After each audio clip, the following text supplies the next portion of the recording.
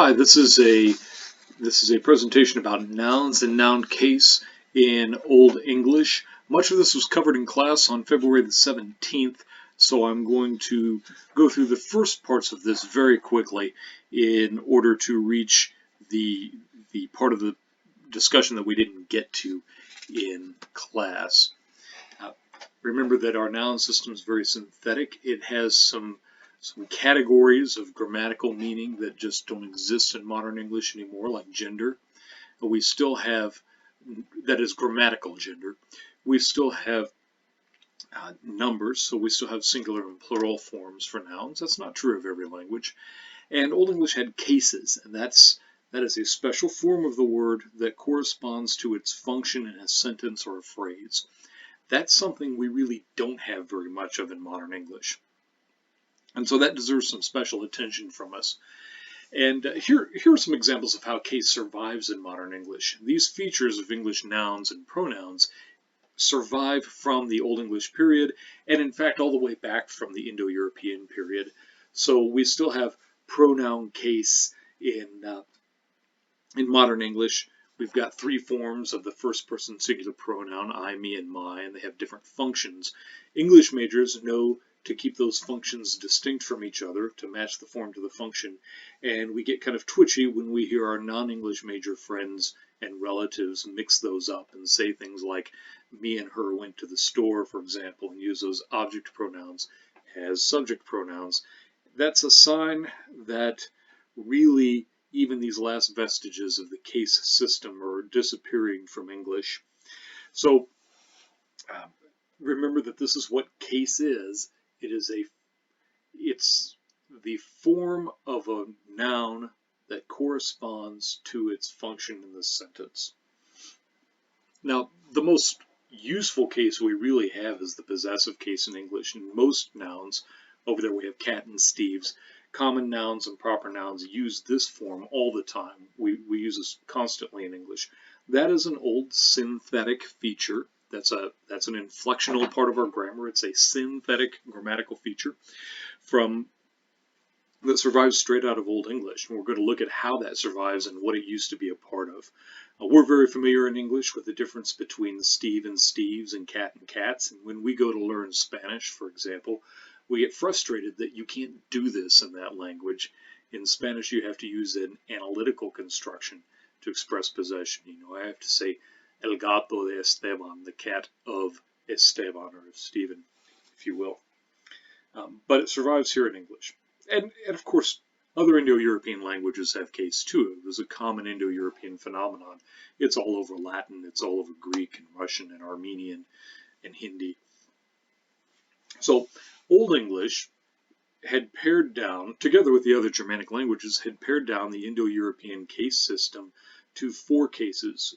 Proto-Indo-European had 8, and Old English has 4 with these 4 functions: the nominative for the subject of a sentence, the accusative for the direct object, the genitive for possession, and the dative for everything else, especially for the indirect object of a verb, that's its original function, and then the object of a preposition, and for special indirect relationships. And I'll show you an example of that later.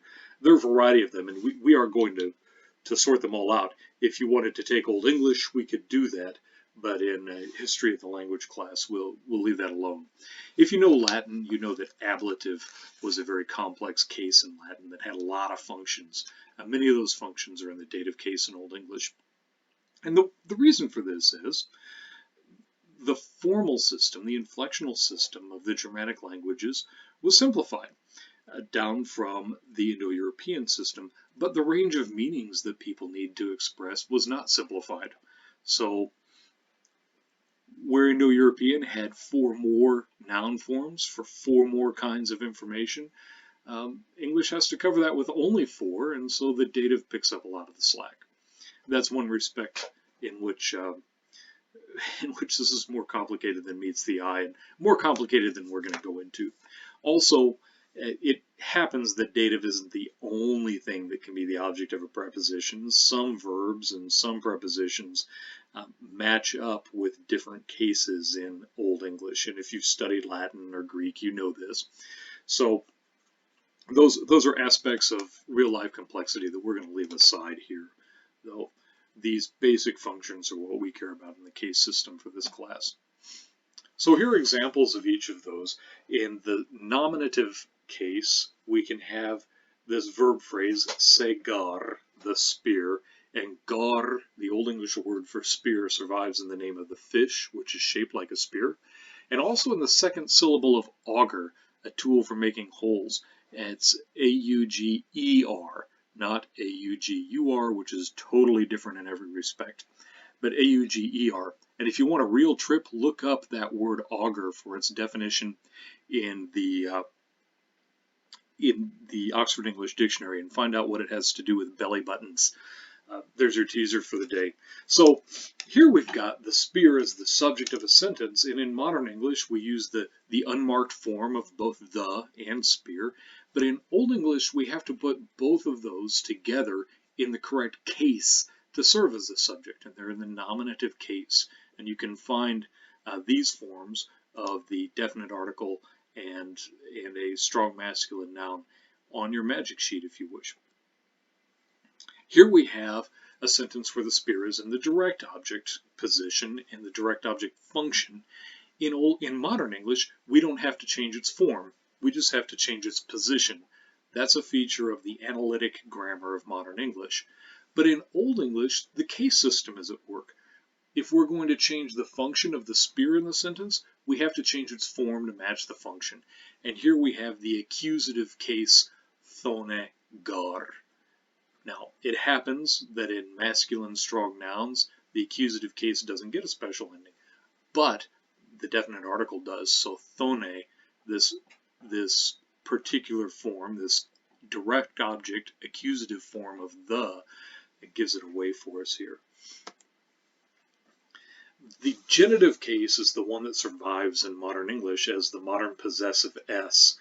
Do notice that in thasgares, we have to make both the article and the noun match each other in case. And this is true most of the time in inflected languages. And, pardon me. But otherwise, this sentence should make pretty good sense. And by the way, we do know from Beowulf and as well as the archaeological record that ash was the preferred material for building your spears in ancient Northern Europe. In modern English, the function of that possessive case is really pretty narrow, but in Old English, you could use it in more flexible ways. In fact, you had to use it in more flexible and creative ways. So you could stack it up in a sentence to show how different nouns all relate to each other. So we have the edge of the head in blue, of the spear in red. And in Old English, it's fine to say theos edge thasgares hervodes is sharp. And that's something like the edge of the spear of the head is sharp. But in order to straighten that out in modern English, we have to talk about it in we have to represent that in a couple of different forms. You notice that we have spear in the genitive possessive case. And you notice that we use our alternative analytic structure of the head to keep this, to provide some information about which noun is the most important noun in this section and make them relate to each other just right. So our use of the genitive case is a little more restricted in modern English, even though it survives.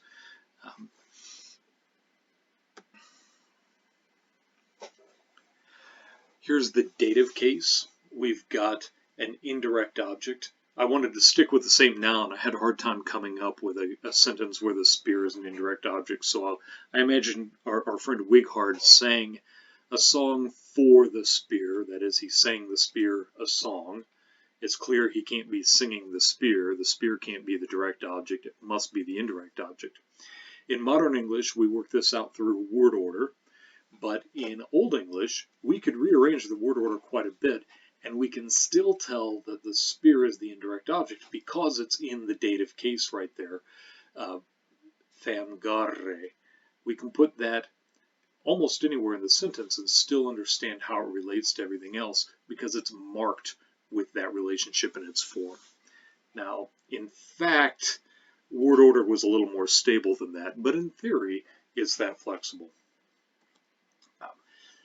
The dative case also functions as the object of a preposition, something I hinted at a minute ago when I said Weekhart sang a song for the spear, which is our modern English alternative to the sentence you've got up there. We could do the same thing in Old English, but I have a different phrase here. We have the preposition from, and we have thamgarre, Weeghardes, nice genitive there, from the spear of Weeghard.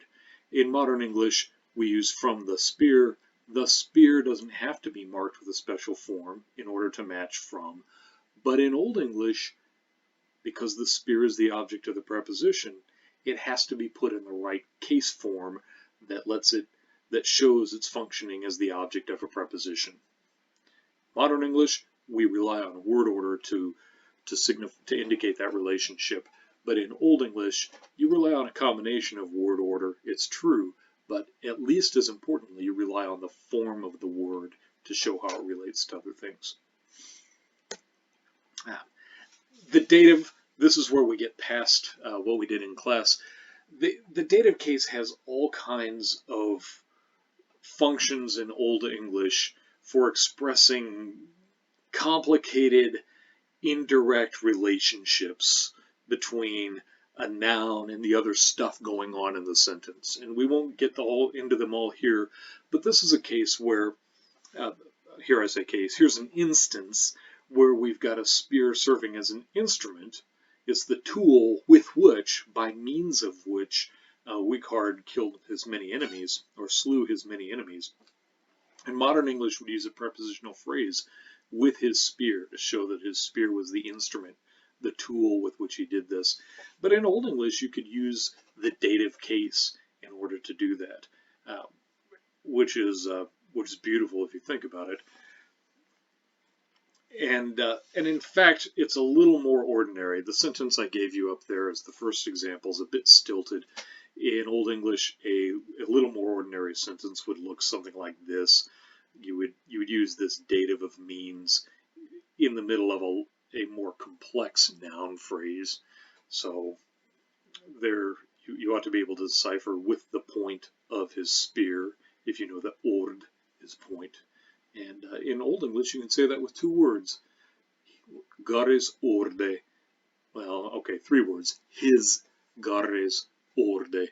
But in modern English, without the case system at work, you have to use a whole bunch more words in our analytical grammar system.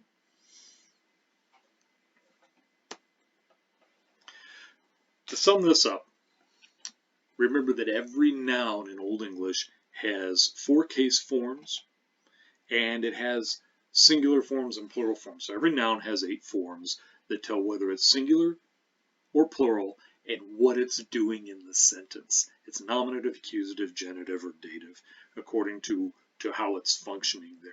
The nominative and the accusative are pretty unambiguous. They're almost always subject and direct object.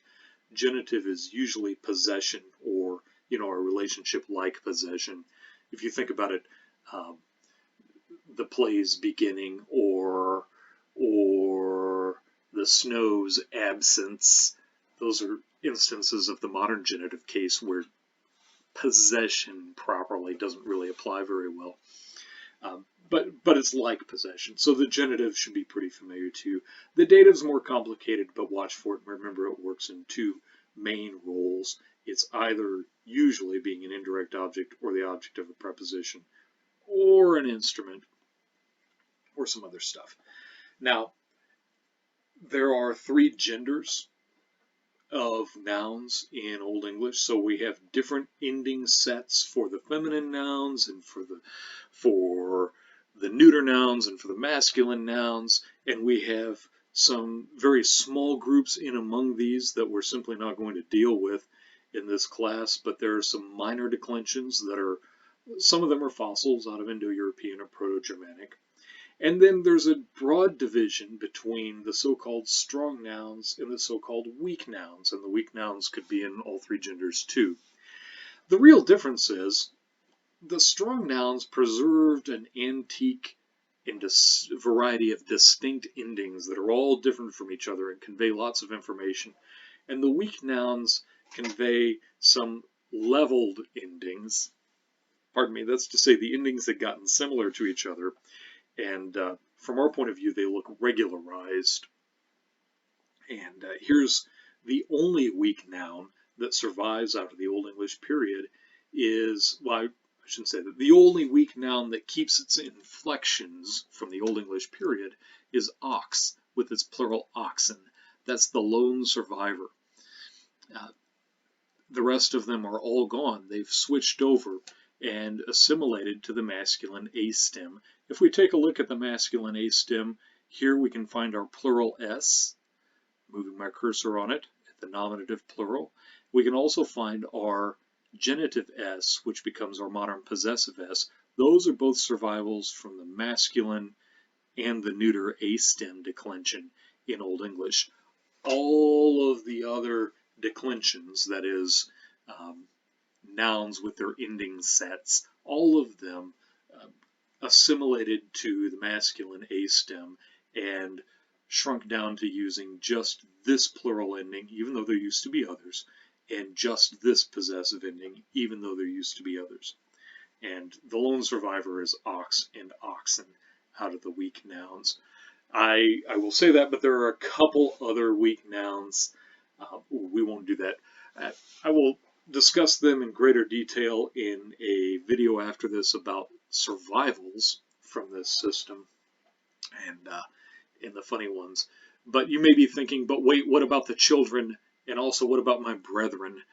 Children has been assimilated to the weak nouns. It's been made similar to oxen, but historically it's from a group of nouns that forms the plural with an R. So it was childer in Old English, and that's still there in German Kind and Kinder, but it became such a kind of unicorn of a plural in English that by the Middle English period, people stuck it with the other minority group and lumped it in with ox and oxen. The same goes for brother. Brother was part of a very small ancient fossil group of nouns that had no ending in the plural. And the same used to be true of all of your family relations: sister, brother, mother, father. They didn't take endings in the plural. But brother has been assimilated in some uses to oxen as an antique plural. That's not an original ending for it.